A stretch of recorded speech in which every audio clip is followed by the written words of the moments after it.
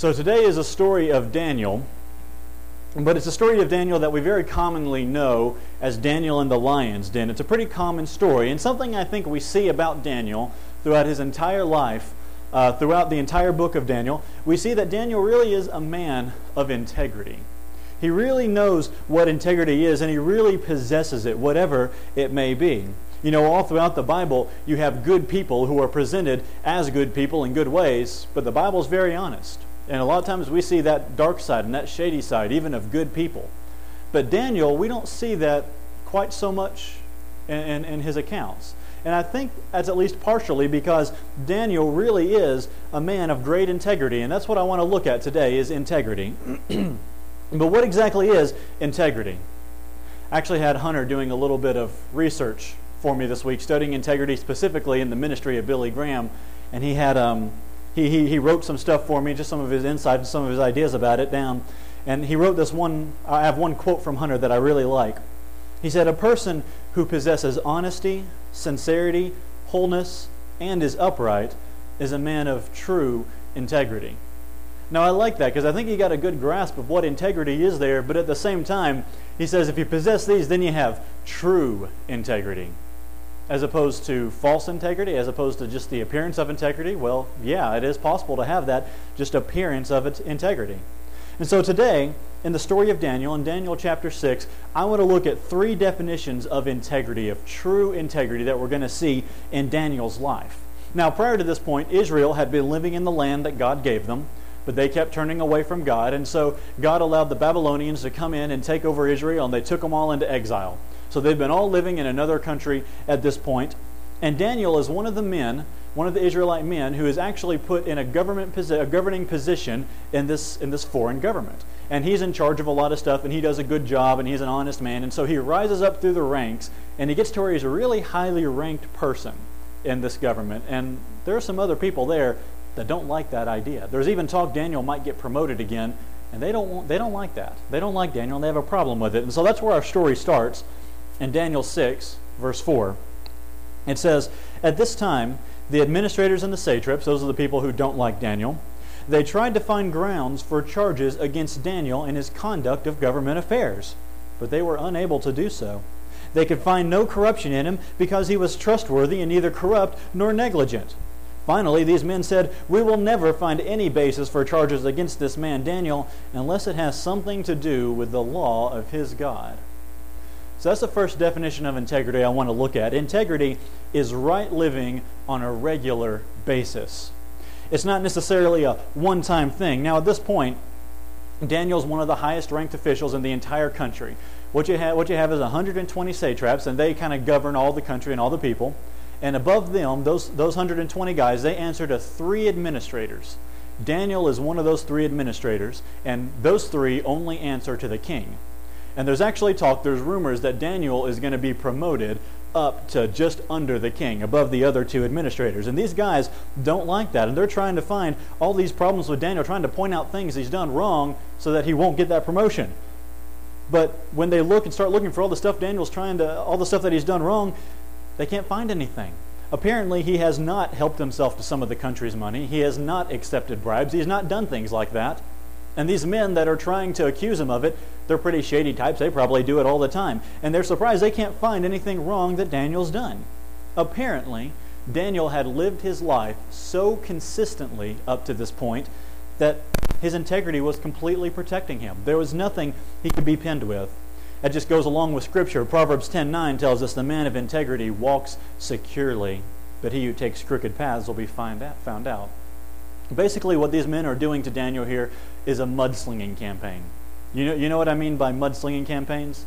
You see those a lot on commercials, on TV, and political advertisements. You see that a lot. I hate those. For example, let's say me and Aaron were running for president of the United States.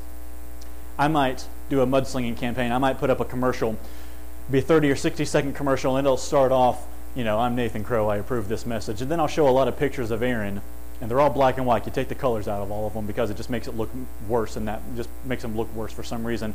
And so I have all these pictures of Aaron flashing up in black and white, and I'll be saying, "Did you know that Aaron did this?" Aaron did this one time. When Aaron was 7 years old, he took a cookie out of the cookie jar when his mother told him not to. Do you really want someone like that as your president? You know what I'm talking about? Then at the end, it'll have a picture of me with an American flag waving in the background. Vote for Nathan. He's a real American. Something like that. You know that type of campaign I'm talking about? That mudslinging? I hate that, but that's exactly what these guys are doing to Daniel at this point. They're just trying to find something they can peg him with. And here's just further testimony to how much integrity Daniel really has. They realize they can't find anything wrong with him, and so they say, we're going to have to attack him by the law of his God. Because they realize Daniel has so much integrity that if it came to choosing between the country and following his faith, he would still choose his faith out of integrity. And so they want to find a way to turn that against him. And we'll talk a little bit more about that in a minute. But integrity is right living on a regular basis.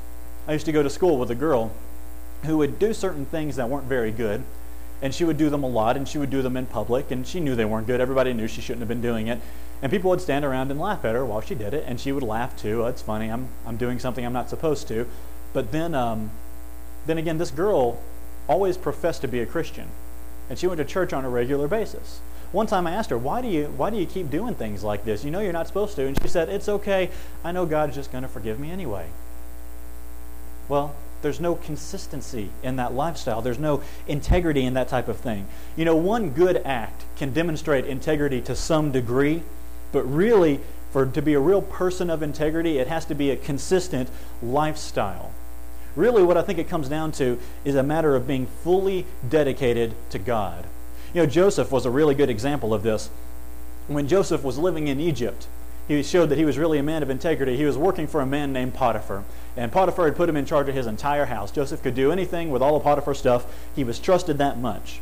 But Potiphar's wife was always coming on to Joseph. She was always trying to seduce him over and over and over again. It says that there were multiple attempts, and the only response she ever got out of Joseph, in Genesis 39:9, he said to her, how could I do such a wicked thing and sin against God? Even though she kept coming back to him over and over again, he didn't think, well, one time's not going to hurt. He was so committed to God, he wouldn't allow even that one time, that one little blemish on his record, because he knew that that would ruin integrity.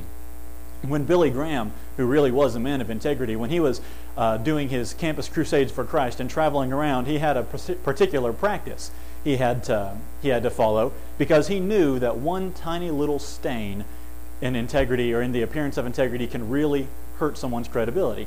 He would, whenever he'd go into a room, he would have to have people with him that he knew and that he trusted who would go into the room and search the room before he went in to make sure that there was nobody in there, even in his hotel rooms, before he'd go in.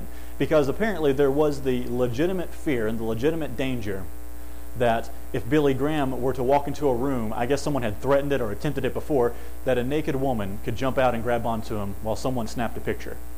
And then you'd have one picture that would appear to compromise his integrity. Even if he didn't do anything wrong, even if it was just something he was set up for, it could still look like he had one little blemish in his whole life. One blemish is in his integrity, and that would ruin everything.